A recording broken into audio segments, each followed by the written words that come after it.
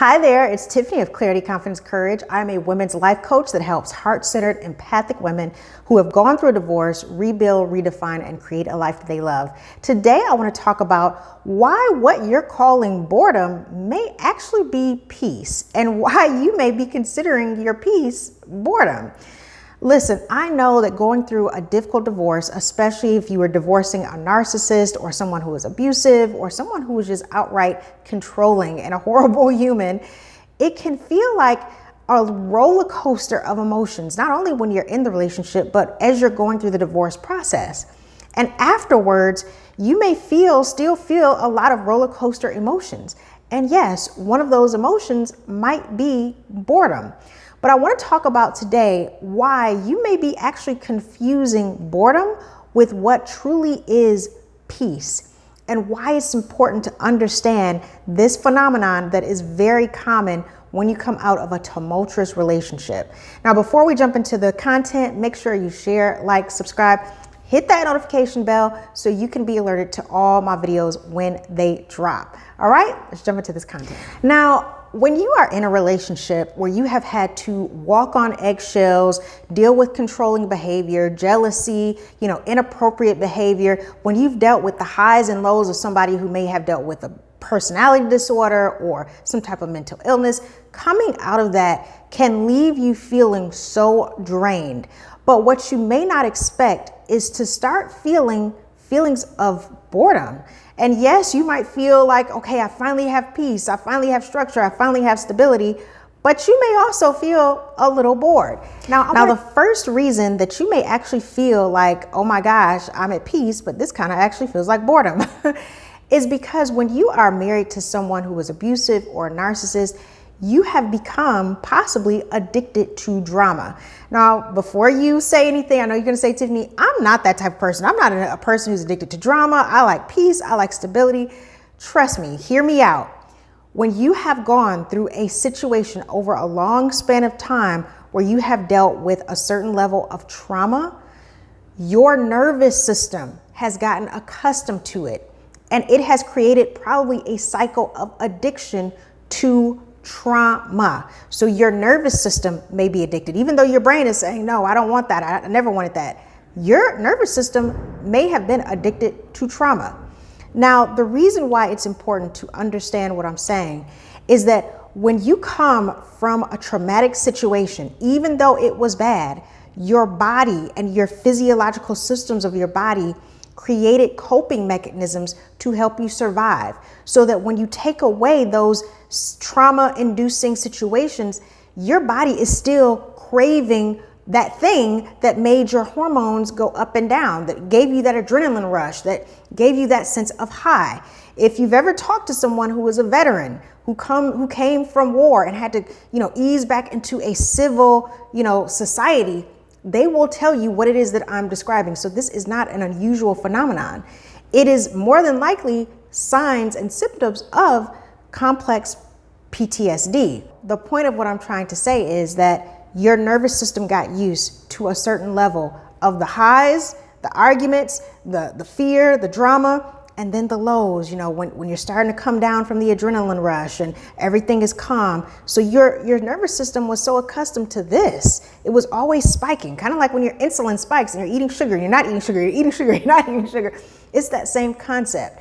So your nervous system has gotten addicted to, it has gotten accustomed to a certain level of trauma and a certain level of times where your adrenaline is really high. So when you pull yourself out of that circumstance, and you're not having that up and down, you're not having that rush within your adrenaline and your cortisol, and you're not always in fight or flight mode, and all your hormones aren't doing all the crazy things, even the oxytocin that you have, when you make up with your spouse, all of that is gone. So now you're kind of at this even keel level, and your body has to physically get accustomed to this new feeling of just like, just kind of like a nice even keel of emotions. You're no longer in that trauma. So of course the body has to adjust. So this is the reason, first reason why what you are considering boredom is actually your body adjusting. It's adjusting to a certain level of peace. You're not bored. It's just that you have never in a long time experienced this much peace and stability. Give your body time, your physiological body and your nervous system time to adjust.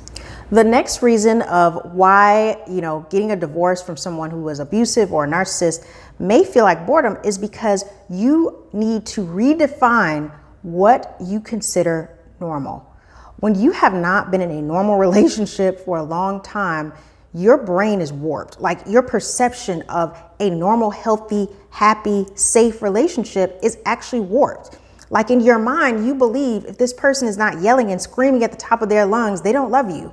If there's no level of manipulation and stalking and jealousy, they don't care about you. I mean, you start to believe things that are just not true because you come out of a traumatic situation. So you need to start redefining what normal looks like. And once you get an opportunity to talk to people who have a healthy, boundaried, sustainable, safe relationship, you'll realize that those highs and lows, that's not normal. That actually having a healthy, sustainable, loving, reciprocal, patient, peaceful relationship is actually kind of steadfast. That there is not a lot of highs and lows. It's not like constant excitement within the relationship because there's not a lot of that arguing and manipulation or any of that. What you'll find is that what you call boring is actually a normal, healthy relationship. You're not arguing. There's no yelling. There's no fear. There's no walking on eggshells. There's no gossiping about your partner to your friends or vice versa. There's none of that drama. So now you have to redefine what normal is. A lot of times in this process, it's important to go to therapy, to talk to a therapist so that you can start learning what normal actually is. Because if you weren't in a normal relationship and you probably don't come from a household where there was normal relationships, you don't know what that looks like. You don't know what a peaceful, healthy relationship looks like. So you may need a therapist or a coach to walk you through, like, this is normal. This is the normal thing that happens between adults. You have calm, quiet conversations. And even when you don't agree, there is no argument. You're just having a normal, calm level conversation. It's normal to sometimes sit in the room with your spouse and just they're reading a book and you're watching TV and there's no animosity because you're not all on top of each other. Like, you have to start redefining what normal is for you.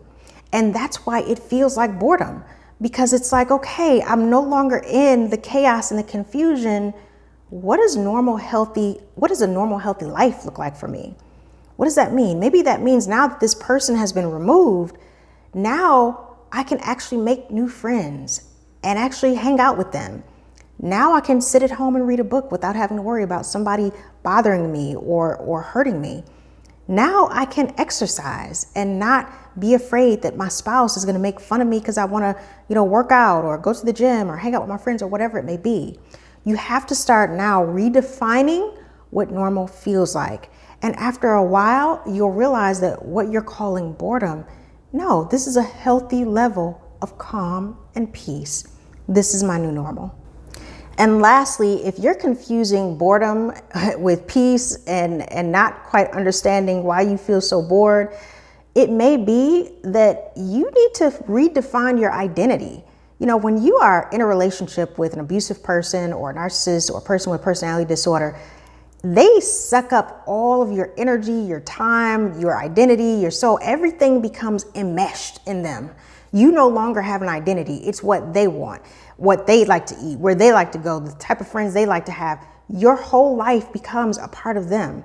So if they're happy, you're happy. If they're sad, you're sad. If they're angry, you're going to start being angry, right?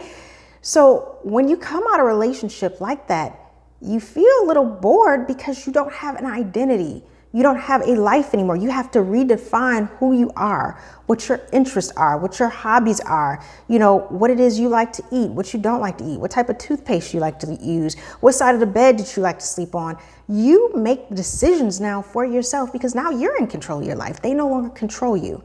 So now that you've pulled yourself out of that enmeshment with them, it's important to, first of all, take your time, stay single for a little while so you don't end up in the same cycle, and be with yourself. and define yourself and define who you are and what you want and what you need and what the rules and regulations are for your life and what you enjoy and what you don't enjoy and where you want to go and where you want to explore and where you want to work.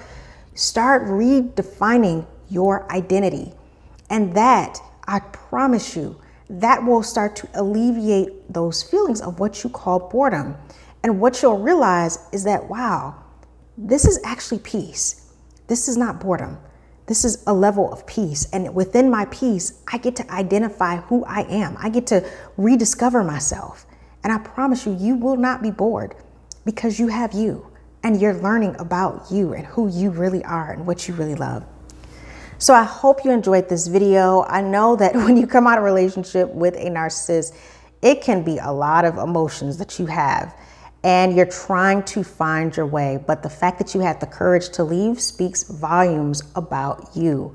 So just know that you will find your way. And that feeling that you have of boredom, don't make any rash decisions, okay? Don't try to get unbored going back to your narcissist or jumping back into another relationship. Just take your time, whether it's in therapy or coaching, to really get clear on who you are now, really understanding yourself and rediscovering yourself and learning what brings you joy. And I promise you, you will start to realize that what you're calling boredom is just you and your body getting back to equilibrium, getting back to a healthy state of existence, and really understanding what a calm, peaceful, joyful life really looks like. So I hope you enjoyed this video. Let me know in the comments what you think. Of course, subscribe to my newsletter so you can get all the up and comings of Clarity, Confidence, Courage and everything I have going on, and motivation and inspiration. And if you really love these videos and you want to contribute to the channel, I also have a link below for my tip jar. If you want to add a little bit of funds to this company, absolutely you can do that. I want to make sure that you have the opportunity to add to the growth of Clarity, Confidence, Courage. As always, make sure to share, like, and subscribe, and I'll be talking to you soon.